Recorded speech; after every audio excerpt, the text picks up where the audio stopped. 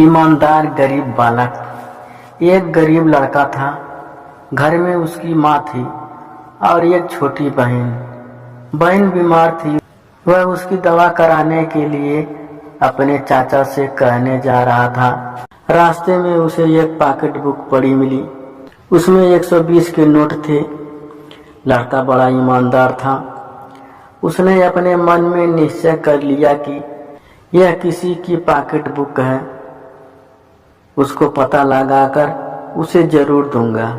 उसने घर आकर अपनी माँ से सब हाल सुनाकर कहा, माँ, जिस बेचारे की पॉकेट बुक खो गई है उसको बड़ी चिंता हो रही होगी, क्योंकि इसमें उसके रुपए हैं। हम ये रुपए रख लेंगे तो बहुत पाप होगा और प्रभु हम पर नाराज होंगे। पर जिसके रुपए खोए हैं उसका पता कैसे लगे? माँ, तू कोई उपाय बता जिससे मैं उसे खोज पाऊं। लड़के की माँ भी बड़ी ईमानदार थी, तभी तो उसको ऐसा पुत्र हुआ। वह पुत्र की बात सुनकर बड़ी प्रसन्न हुई। उनसे कहा, बेटा, भगवान तेरी नियत की अच्छाई इसकी प्रगाढ़ दृढ़ रखे।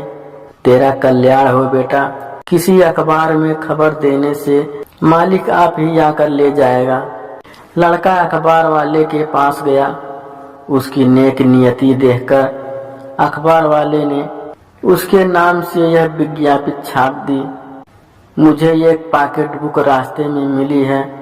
उसमें 120 रुपए के नोट हैं। जिसकी हो वह अमुक पते पर आकर सबूत देकर ले जाए। विज्ञप्ति पढ़कर पॉकेट बुक का मालिक आया और इतनी गरीबी में भी ऐसी ईमानदार देखकर चकित हो गया। उसने कहा, जो गरीब होकर भी दूसरों के पैसों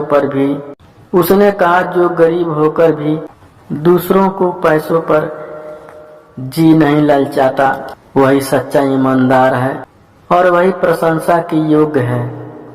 तथा सचमुच गरीब ही ऐसे ईमानदार होते हैं।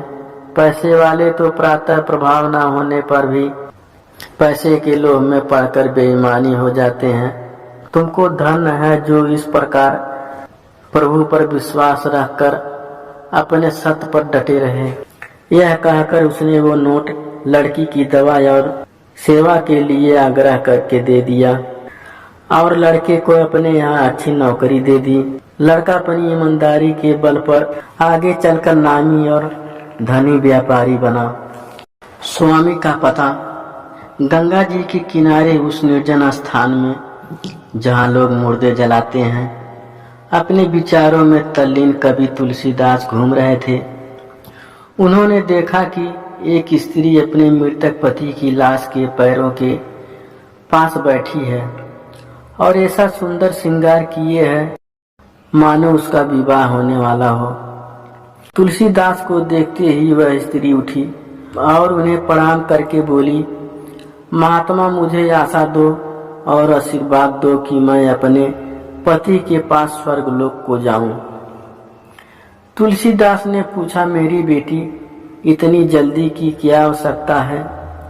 यह पृथ्वी भी तो उसी की है जिसने स्वर्गलोक बनाया है। स्त्री ने कहा, स्वर्ग के लिए मैं लालायित नहीं हूँ, मैं अपने स्वामी के पास जाना चाहती हूँ। तुलसीदास मुस्कुराए और बोले, मेरी बच्ची, अपने घर जाओ। यह महीना बीतने भी न पाएगा कि वहीं तुम अपने स्वामी को पा जाओगी। आनंदमयी आशा के साथ वह स्त्री वापस चली गई।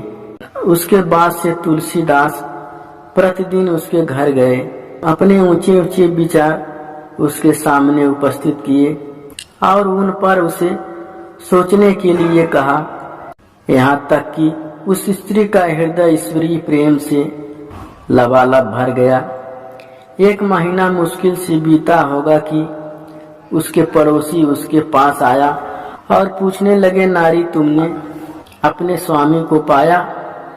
विधवा मुस्कुराई और बोली, हाँ, मैंने अपने स्वामी को पा लिया। उत्सुकता से सबने पूछा, वे कहाँ हैं? स्त्री ने कहा, मेरे साथ एक होकर मेरे स्वामी मेरे हृदय में निवास कर रहे हैं।